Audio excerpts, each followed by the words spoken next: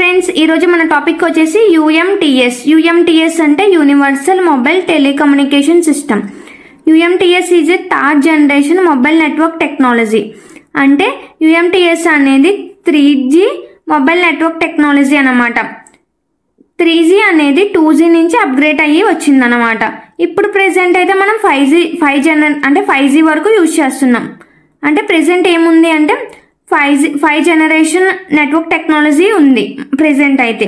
అప్పట్లో 3G network technology అనేది ఉండేది. అది ఎలా ఉండేది, ఎలా వర్క్ అయ్యేది అని చెప్పేదే యూఎంటీఎస్ అన్నమాట. It provides high speed data and voice services. ఇది మనకి హై స్పీడ్ డేటాని ప్రొవైడ్ చేస్తుంది. అంటే డేటాని చాలా ఫాస్ట్గా ట్రాన్స్ఫర్ చేయడానికి ప్రొవైడ్ చేస్తుంది. ఇంకా వాయిస్ సర్వీసెస్ అంటే వీడియో కాల్స్, ఆడియో కాల్స్ ఇలాంటివన్నిటినీ కూడా ఇది ప్రొవైడ్ చేస్తుంది అనమాట యూఎంటీఎస్ అనేది. It was developed by 3GPP అంటే థర్డ్ జనరేషన్ పార్ట్నర్షిప్ ప్రాజెక్ట్ అనేది దీన్ని డెవలప్ చేస్తుంది యూఎంటీఎస్ని. యూఎంటీఎస్ ఆర్కిటెక్చర్ అనేది ఇలా ఉంటుందన్నమాట. ఇక్కడ 3 కాంపోనెంట్స్ ఉన్నాయి: యూఈ, యూట్రాన్, సిఎన్.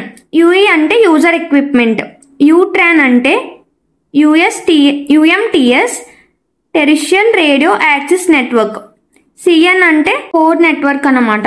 ఇక్కడ 3 కాంపోనెంట్స్ ఉన్నాయి కదా. ఫస్ట్ కాంపోనెంట్లో 2 కాంపోనెంట్స్ ఉన్నాయి. ఎంఈ అంటే మొబైల్ ఎక్విప్మెంట్, యూఎస్ఐఎం అంటే యూజర్ సిమ్ అనమాట.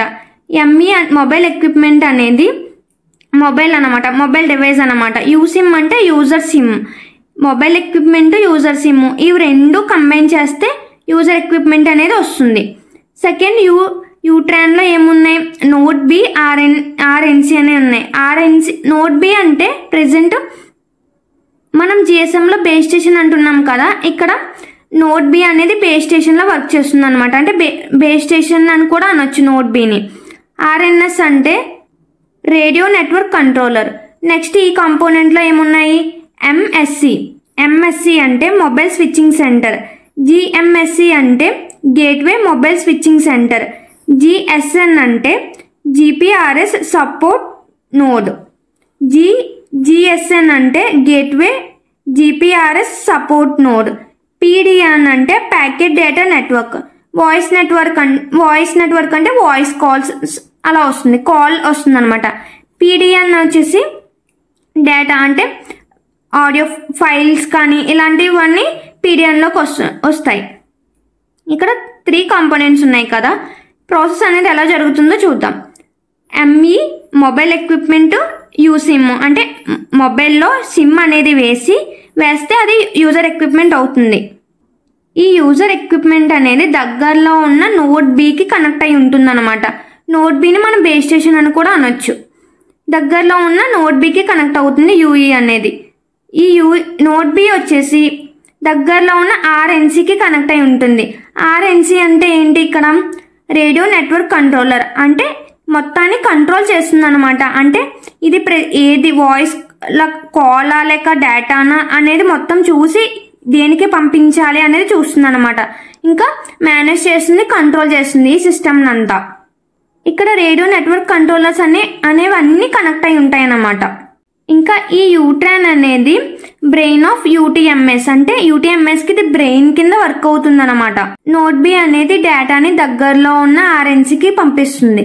ఆర్ఎన్సి అనేది ఎంఎన్సికి కానీ జిఎస్ఎన్కి కానీ పంపిస్తుంది. ఒకవేళ అది కాల్ అయితే ఎంఎస్సికి పంపిస్తుంది. ఒకవేళ అది డేటా అయితే జిఎస్ఎన్కి పంపిస్తుంది. నెక్స్ట్ కోర్ నెట్వర్క్ అనమాట.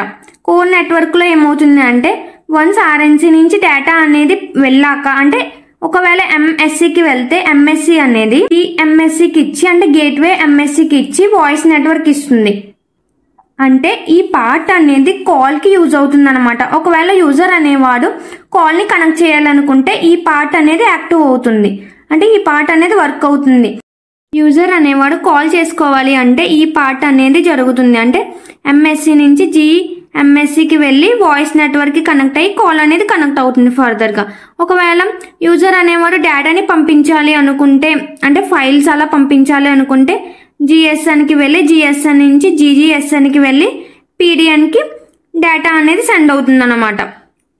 ఇలా ఈ ప్రాసెస్ అంతా జరిగి డేటా అయితే డేటా వెళ్తుంది, ఈ సైడ్ వెళ్తుంది. ఒకవేళ కాల్ అయితే ఈ సైడ్ వెళ్తుంది.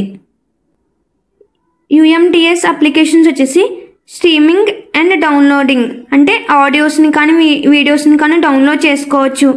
వీడియో కాల్ కాన్ఫరెన్స్ కూడా జరుగుతుంది. ఈమెయిల్ మెసేజింగ్ ఇవి కూడా జరుగుతాయి. ఇంకా మొబైల్ ఎంటర్టైన్మెంట్ లైక్ గేమ్స్, యూఎంటీఎస్ని యూజ్ చేసుకొని మొబైల్ ఎంటర్టైన్మెంట్ కూడా అవుతుంది. Thank you.